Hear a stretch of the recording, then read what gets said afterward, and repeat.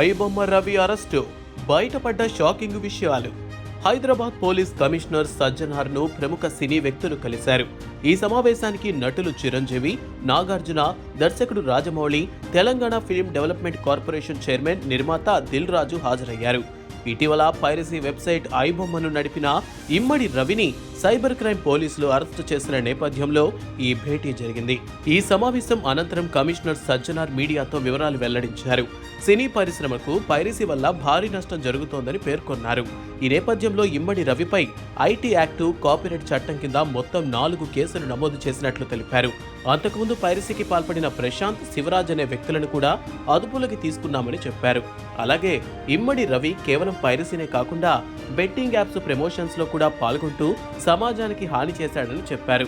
ఒక సైట్ను బ్లాక్ చేస్తే వెంటనే మరో డొమైన్ సృష్టించి మొత్తం 65 మిర్రర్ సైట్లు నిర్వహించినట్లు వెల్లడించారు. అతడి వద్ద ఉన్న హార్డ్ డిస్క్ లో 21,000కు పైగా సినిమాలు ఉన్నాయని, 1972లో వచ్చిన గాడ్ ఫాదర్ నుంచి ఇటీవల విడుదలైన ఓజీ వరకు అన్నీ దొరికాయని తెలిపారు. పైరసీ ద్వారా రవి సుమారు 20 కోట్ల రూపాయలు సంపాదించగా అందులో 3 కోట్ల రూపాయలు పోలీసులు సీజ్ చేసినట్లు సజ్జనార్ తెలిపారు. అదేవిధంగా అతడి వద్ద 50 లక్షల మంది వినియోగదారుల డేటా దొరికిందని, ఇంత భారీ డేటా ఒక వ్యక్తి చేతుల్లో ఉండటం ప్రమాదకరమని చెప్పారు.